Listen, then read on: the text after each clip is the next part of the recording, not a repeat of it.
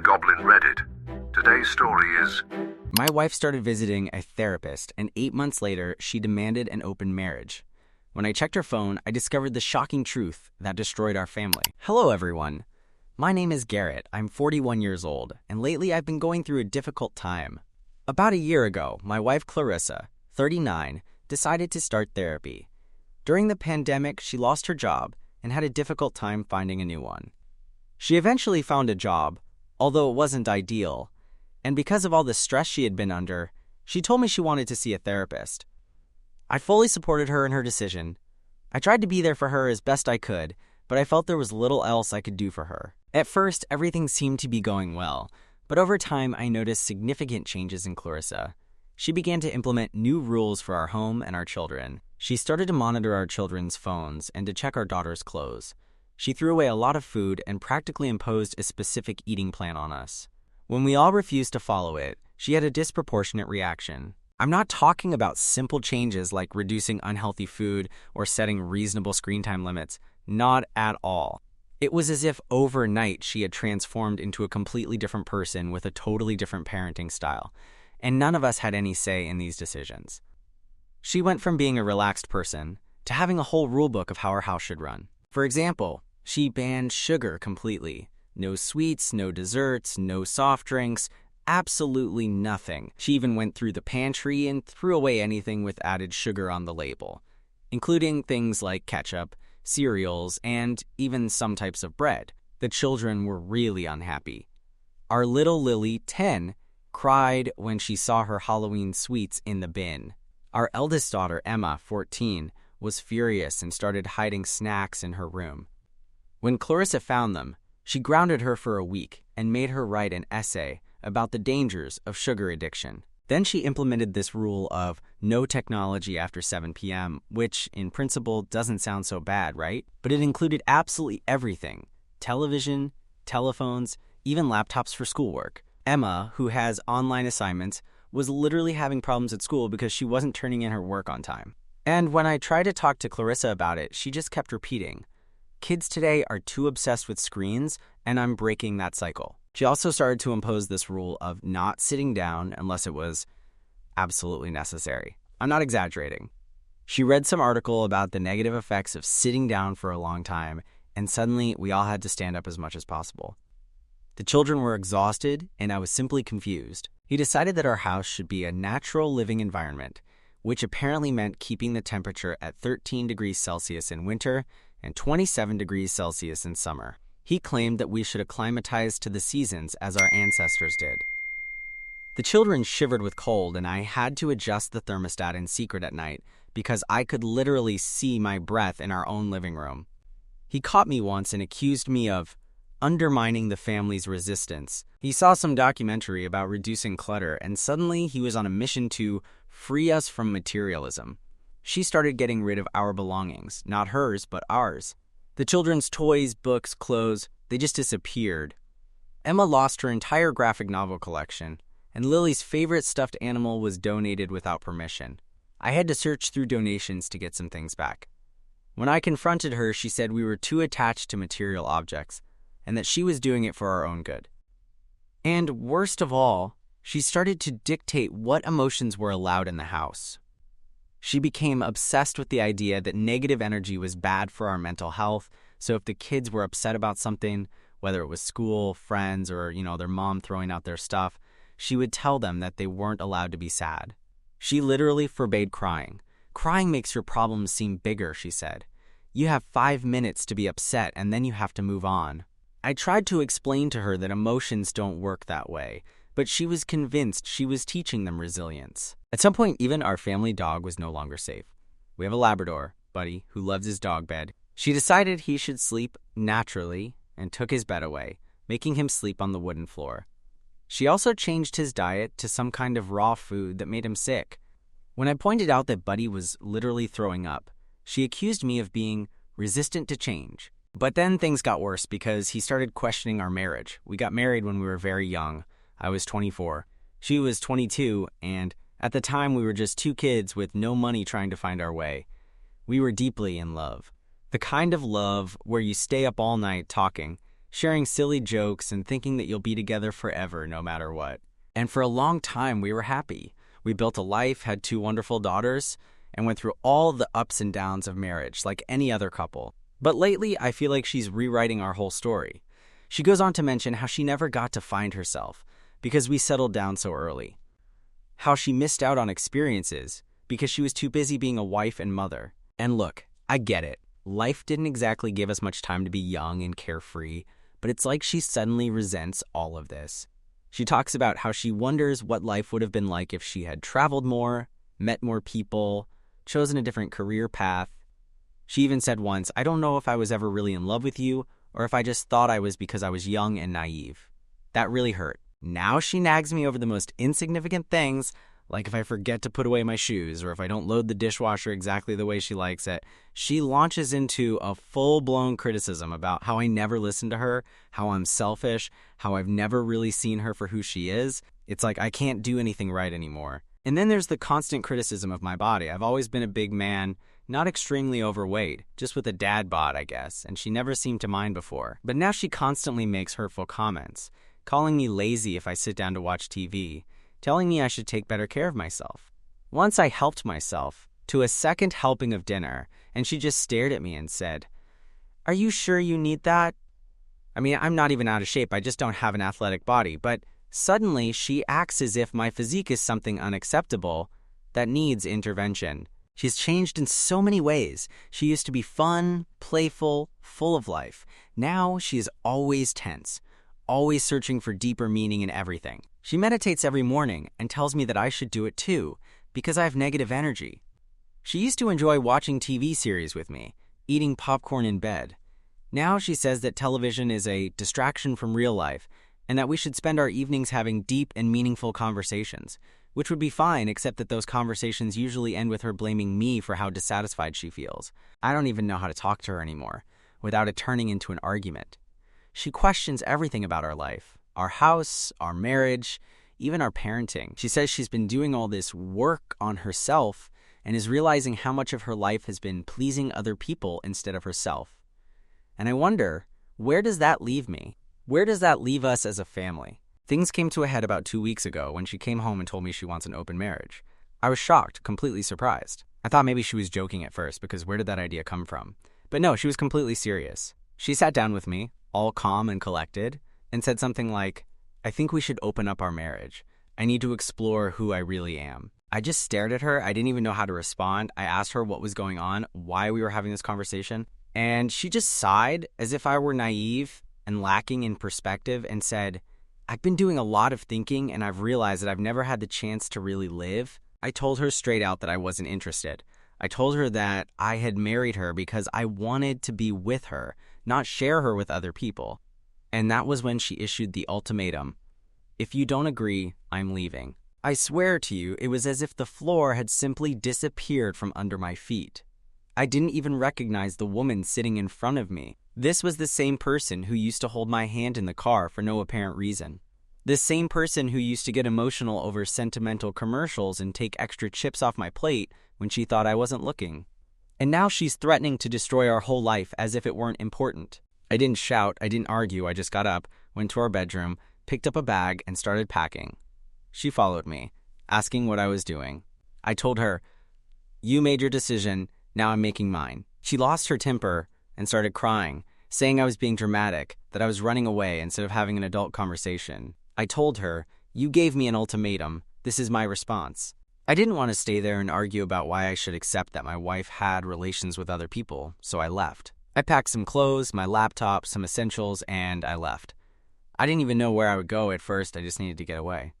I ended up staying at my brother's house. Now my phone won't stop ringing. She's been calling, texting, sending long messages about how I'm abandoning her and the children, how I'm a coward for running away from my responsibilities. Apparently I'm the villain now. I'm the one ruining the marriage, not her, even though she's the one who brought about this impossible situation between us. And here's what really gets to me. Yes, I feel terrible. Not about leaving her, but about leaving my children in the middle of this mess. They don't deserve this. I don't even know what she's told them so far, and that's what's really tormenting me. I keep going over it in my head again and again, Did I do the right thing by leaving? Should I have stayed and tried to work it out? But then I think, work out what exactly? She wants to be with other people and I don't. That's not something you can compromise on. I don't know what to do next. Do I go back for my children? Do I sit down and try to talk to her again? Do I just accept that this marriage is over and start to imagine what life will be like now? Has anyone else been through a similar situation? Because I feel like my whole world has been turned upside down overnight. Update 1. Hi everyone. First of all, thank you for all your support. I didn't expect so many people to care about my situation, and honestly, just reading your comments made me feel less alone. I really appreciate it. After I left, I only stayed at the hotel for one night. Although I didn't sleep much, my mind kept going over everything that had happened. Part of me was still in shock, like how did we even get to this point? A year ago, I was happily married, or at least I thought I was, and now my wife is basically telling me that she wants to have relationships with other people, but also that she doesn't want to end our marriage. None of this made sense. I went back home the next day. I knew I couldn't just not go back. My children were there, my life was there, and as much as I wanted to avoid another confrontation with Clarissa, I knew I had to face the situation. When I walked in, she barely acknowledged me. Not a, "Where were you?" or "Are you okay?" Just silence. And honestly, that hurt. It was like I didn't even exist to her. The only time she spoke to me was through indirect comments like, "Oh, so you decided to come back. It must be nice to be able to run away when things get tough." I tried to talk to her, I really did. I told her we needed to have a heart-to-heart about everything. I wasn't going to pretend nothing had happened, but she just folded her arms and said, "I'm tired of living my life for other people." I asked her, "And what does that mean for us, for our marriage?" She shrugged and said, "I don't know, Garrett. I just know that I'm tired of sacrificing my happiness for everyone else." I was frustrated, but I kept my cool. I said, "Look, if you want to have relationships with other people, we should just get a divorce." She immediately rejected that idea. "No, I don't want a divorce. I'm not leaving and neither are you. That would be harmful to the children." Oh, now she's worried about what's harmful to the children. She didn't seem too concerned about that when she was destabilizing our marriage. That's when something clicked for me. None of this was normal. It wasn't just the open marriage. Everything had changed so fast. The strange rules, the sudden obsession with her own self-discovery, the way she spoke to me, the way she spoke to the children. She didn't seem herself. I mean, sure, people change, but this was too much, too fast. So later that night, when she was in the shower, I did something I wouldn't normally do. I checked her phone. I know I shouldn't have, but I was desperate for answers. I wasn't even looking for messages from other men or anything like that. I just wanted to understand what was going on in her mind. That's when I saw the name of her so-called therapist. Look, when she first told me she was going to therapy, I thought it was a positive thing. I was happy she was getting help.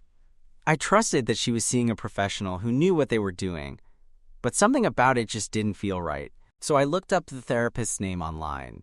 There was no licensed therapist by that name. No psychologist, no psychiatrist, no counselor, nothing. But you know what did turn up? An unaccredited health and wellness coach with a questionable website and a lot of vague pseudo-spiritual content about finding your true self and freeing yourself from society's expectations. I did some more research, and it turns out that this woman has no credentials whatsoever to be advising anyone on their mental health. No degrees, no certifications, just a lot of self-proclaimed experience in helping women reclaim their power. So the next morning, I asked Clarissa about it. I told her that I had seen her therapist's name and tried to look her up, but couldn't find any professional information. She immediately became defensive. "Did you look through my phone? Really?" I told her that wasn't the main point. The point is that this woman is not a professional therapist. She is a wellness coach with no recognized qualifications. And then Clarissa said something that made me realize how deep I was in this situation. "She doesn't need a degree to help me, Garrett. She has transformed my life. She has helped many of my friends too." I just stared at her. "Are you telling me that your therapist isn't really a professional therapist?" She rolled her eyes. "She is more than a therapist. She understands things that most people don't. She sees the truth." "What does that even mean?" I said to her. "Clarissa, this woman is not qualified for this. You have changed so much since you started talking to her, and not in a positive way. It's probably the reason why everything is falling apart." She flew into a rage at me, said I was trying to control her, that I was belittling her choices, and that I had no right to question her personal growth. She kept saying, I'm a grown woman, Garrett. I make my own decisions. I don't even know how to respond to her anymore. I feel like I'm talking to a completely different person. I want to save my marriage, I really do, but at this point, I don't even know what I would be saving. She is not the woman I married. She is not the mother my children knew growing up. She is someone completely different. And worst of all, she is not even aware of it. I don't know what to do. If I push too hard, she's just going to cling to her ideas even more. If I ignore it, she's going to continue down this dangerous path. If I leave, my children are caught in the middle of this situation. I'm exhausted. Has anyone faced anything similar before? How can I connect with someone who doesn't want to be reached? Because at this point, I feel like I've already lost her. And I don't know if I'll ever get her back. Update 2. Hi everyone. I know it's been 2 months since my last update. A lot has happened, and honestly, I needed some time to process everything before coming back here. But now that things have calmed down, at least in part, I wanted to share what has been happening. Clarissa officially moved out last night. I'd be lying if I said it didn't hurt. Even after everything that had happened, seeing her pack up and leave felt unreal. This was the woman I built my life with, the mother of my children, and now she was just gone. One minute we were married, the next she was out the door with her bags, acting like this was just another stage in her journey of self-discovery. The decision to separate was not something that happened suddenly. There were many long and painful conversations, some calm, some heated, some where we simply sat in silence because neither of us knew what else to say. I really tried to make it work. I suggested marriage counseling, although deep down I already knew that she wasn't going to accept it. And as expected, she didn't. She said she didn't need therapy because she had already discovered what she wanted. Apparently, the real problem was that I was too attached to my old ways to accept her growth. At one point I said to her, Clarissa, this isn't growth. This is destroying everything and calling it a new beginning. She didn't like that remark. She accused me of trying to limit her, of being emotionally stagnant, and many other things that I don't even want to repeat here because, honestly, they would only cause me more pain. She didn't just reject the idea of working on our marriage, she criticized me harshly in the process. She said I wasn't ambitious enough, that I had become too complacent, that she wanted a husband who was more in tune with her, whatever that means. I understand, people change, but the way she spoke to me during those last few weeks, she wasn't the woman I married. She wasn't the woman I spent almost 2 decades building a life with. She was someone else, someone cold, distant, and, frankly, somewhat cruel. And that's when I knew. I realized I couldn't keep clinging to something that no longer existed. So I made the decision. I said to her, I think it's better for the children to have happy separated parents than unhappy married parents. And just like that, the conversation was over. She agreed too easily, honestly, as if she had been waiting for me to say it so she wouldn't have to be the one to take the initiative. So we started making plans for the separation. The children would stay with me, at least for now. She said she needed time to find herself, and that she didn't want to disrupt their routine until she was in a more stable situation. I don't know if that was her attempt at consideration, or if she simply didn't want the responsibility at the moment. Either way, I wasn't going to argue with her about it. I wanted the children to stay with me, and then last night she packed her things and left. She barely looked at me as she walked out the door. No goodbye, no last-minute doubts, just a quick, I'll come back later for the rest of my stuff. And then she was gone. After she left, I just sat in the living room for a while, staring into space. It was the strangest feeling, as if I were mourning someone who was still alive. I don't even know who I was mourning. The woman I married, the life I thought we had, the future we were supposed to build together. I don't know what the future will bring, but at least now I have some kind of resolution. Thanks to everyone who reached out and offered advice or just listened. It really means a lot to me. Update 3. Hi everyone. I really didn't think I'd be back here with another update, but surprisingly, things have somehow got even more complicated. I honestly thought that after Clarissa moved out, the situation would calm down. We'd broken up, we'd talked things through, we agreed that separating was the best thing for both of us, and that was it, right? Wrong. Because apparently Clarissa and her friends decided that simply leaving was not enough. No. They needed to destroy everything in their path. It started subtly. Some strange looks from mutual friends, some indirect posts on social media. I didn't think much of it at first. People post cryptic stuff all the time, whatever. But then I started getting messages. Old friends, acquaintances, even some of Clarissa's family members. Hey, I don't want to pry, but I saw what was posted and are you okay? I had no idea what they were talking about. So I checked Facebook, and there it was, a whole campaign against me. Clarissa and her small circle of enlightened friends who were on their path of self-discovery had apparently made it their personal mission to damage my reputation. I was controlling, I was jealous, I was obsessive, I was manipulative. There were even stories, completely made up, about how I had isolated her from her friends, how I had forced her to be a housewife. She worked for years, by the way. How I had never supported her dreams. And then came the worst. They started describing me as abusive, not physically, thank God, at least they weren't that bold, but emotionally, mentally. According to their version of events, I had emotionally exhausted Clarissa, made her doubt her happiness, and manipulated her into staying in a marriage that was slowly destroying her. I couldn't believe what I was reading. This was the same woman who had literally had disproportionate reactions when we didn't want to follow her new rules of life. The same woman who had controlled our daughter's clothing choices and forced a diet on the whole family. The same woman who had recriminated me for checking her phone after she lied about her therapist, and now I was the controller? And let's talk about her friends for a moment, because these people really need to find something more productive to do. I don't know exactly when they decided to become her personal support team, but they haven't stopped since the separation. They comment on each of her posts, praising her as if she had just escaped from an extreme situation. So proud of you, friend. You are so brave to stand up for yourself. Some people will never understand what it means to grow up. Please, it's ridiculous. It's not just on the internet. I found out that Clarissa has been contacting people we both know, telling them these far-fetched stories. Apparently, she told someone that I used to control their spending because I was financially abusive. You know what I actually did? I asked her once if maybe spending $400 on her juice cleanse wasn't a good idea, and suddenly, I'm the villain. One of our mutual friends even told me that Clarissa cried about how I never allowed her to be her true self, which is absurd because her true self seems to involve lying blatantly and convincing people that I am some kind of malicious person. I haven't responded to any of this. I really want to. I want to defend myself, publish evidence, write a detailed explanation of everything that happened, but I know that would only make me look worse, so for now I'm just ignoring it. But it's really frustrating.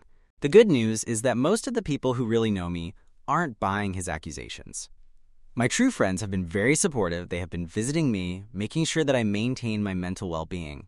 And my children, they know what is going on. They have witnessed his behavior firsthand. They are not naive. But even so, this is very difficult. I don't know what will happen next. I don't know when it will end. But I really hope he finds another focus in his life soon. Thanks for listening, everyone. And thanks for all the support. It means more than you can imagine. Update 4. Hi, everyone. I know it's been 3 months since my last update. Honestly, I didn't think I'd post again because nothing significant has happened, but I guess I just wanted to let off some steam, put my thoughts somewhere. After my last post, I did exactly what many of you suggested. I ignored Clarissa and her small group of online advocates. I didn't engage, I didn't respond, I didn't feed the drama, and, as expected, when they didn't get a reaction from me, they eventually got bored and moved on. The kids are still with me. They're doing okay, considering all the circumstances. I think they're still processing everything, but I've been trying to make sure their life is as normal as possible. I've been more involved with their schoolwork and activities, just spending more time with them in general. It's been difficult. Being a single parent wasn't exactly in my life plan, but we're adjusting. Clarissa hasn't really made any effort to contact them. At first, I thought maybe she just needed space. Maybe she was trying to work things out before reaching out. But 3 months? That's a long time not to even ask how her kids are doing. There are no texts, no calls, nothing. It's like she's just forgotten she has kids. And I know, I shouldn't be surprised. She's been on this whole new life, new me kick for a while now, but I guess some part of me thought she'd at least try to be there for them. Then, a couple of weeks ago, I was checking social media, and there she was. Clarissa smiling, looking radiant, with some unknown man. They were in a cabin in the mountains, posing in front of a fireplace, wrapped in blankets as if they were in a perfect romantic movie. I won't lie, that image affected me. I know I shouldn't care. I know we're separated. I know she made it very clear that she wanted to explore life without me, but seeing her so happy, so carefree, while I'm here trying to manage work, parenting, and piecing together the fragments of our old life. Yes, it hurt. I have loved this woman for so long. Even after everything, even after the arguments and the accusations, and the way she just walked out, there was still a part of me that hoped. I don't know. that maybe she would reconsider what she left behind. But she doesn't seem to be looking to the past at all. I will get over it though. I will move on. I'm just not there yet.